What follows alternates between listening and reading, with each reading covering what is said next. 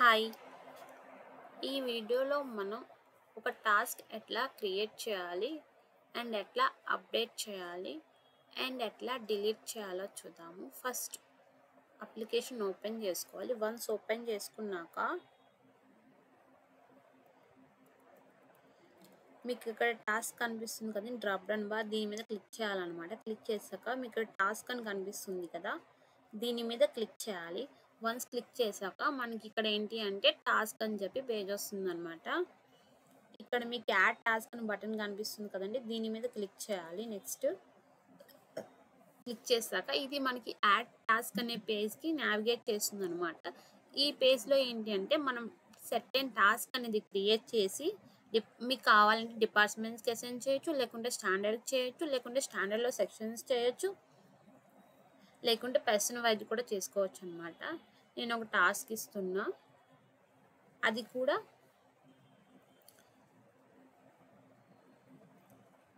డిపార్ట్మెంట్స్కి ఇస్తున్నా అనమాట. డిపార్ట్మెంట్లో ఉన్న టీచర్స్కి ఇస్తున్నా.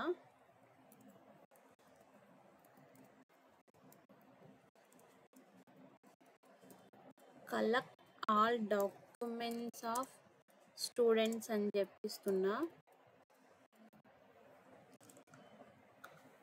డిస్క్రిప్షన్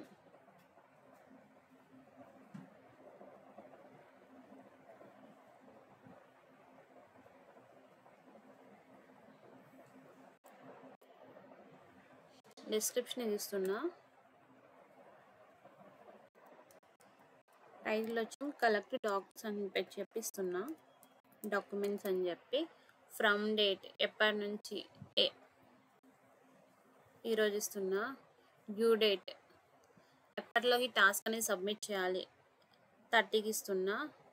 నేను ఓన్లీ హిందీ డిపార్ట్మెంట్లో, నేను ఓన్లీ సైన్స్ డిపార్ట్మెంట్లో ఉన్న టీచర్స్కే ఇది యాడ్ చేస్తున్నాను అనమాట. అండ్ ఈ టాస్క్ అసైన్ చేస్తున్నా, మిగిలిన వాళ్ళకి ఎవరికి అసైన్ చేయట్లేదు. సో మీరు కావాలంటే డిపార్ట్మెంట్స్కి అసైన్ చేసుకోవచ్చు టాస్క్ క్రియేట్ చేసేటప్పుడు, లేకుంటే స్టాండర్డ్కి అసైన్ చేసుకోవచ్చు, లేకుంటే ఇక్కడ స్టాండర్డ్ చూడండి, ఇక్కడ స్టాండర్డ్ సెలెక్ట్ చేసుకొని సెక్షన్స్ వస్తాయి కదా, ఈ సెక్షన్స్కి అసైన్ చేసుకోవచ్చు. ఇట్లా చెక్ బాక్స్ మీద క్లిక్ చేసుకుని అసైన్ చేసుకోవచ్చు అనమాట.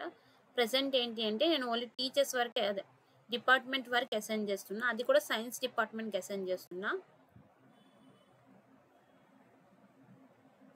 ఇది చూడండి, స్టాండర్డ్స్ ఈ విధంగా సెలెక్ట్ చేసుకొని స్టాండర్డ్స్ కూడా అసైన్ చేసుకోవచ్చు అనమాట.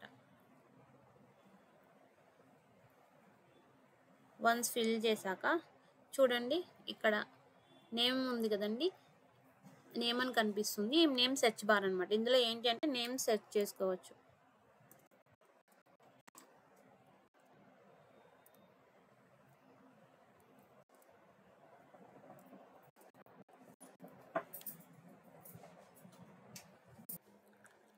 ఈ విధంగా పర్టికులర్ యూజర్ని కూడా సెర్చ్ చేసుకోవచ్చు అనమాట. సెర్చ్ చేసి టాస్క్ అసైన్ చేసుకోవచ్చు.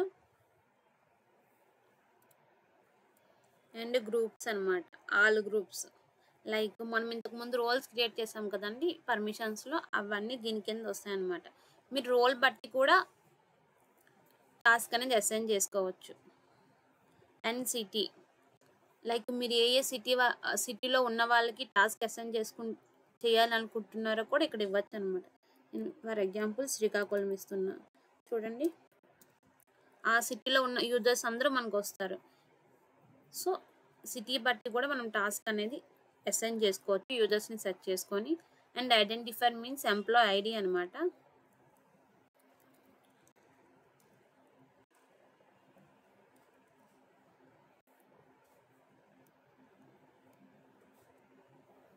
ఇక్కడ ఏంటి అంటే ఎంప్లాయ్ ఐడి బట్టి కూడా మనం, ఐడెంటిఫైర్ మీన్స్ స్టూడెంట్ యొక్క ఐడి అనమాట.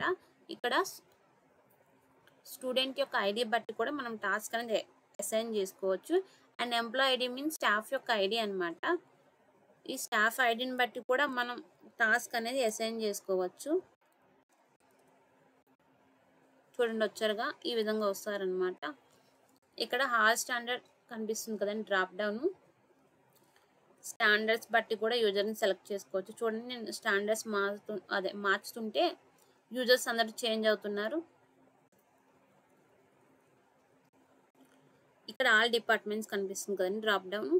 ఇక్కడ ఏంటంటే డిపార్ట్మెంట్ వైజ్ కూడా మనం అసైన్ చేసుకోవచ్చు అనమాట. చూడండి ఇట్లా మారుస్తుంటే టీచర్స్ అనే వాళ్ళు చేంజ్ అవుతున్నారు కదా, డిపార్ట్మెంట్ చేంజ్ చేస్తుంటే ఈ విధంగా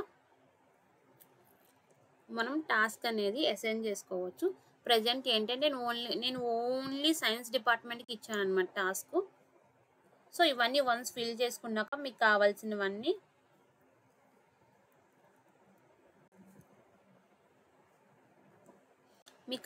ఇట్లా చెక్ బాక్స్ సెలెక్ట్ చేసుకుంటూ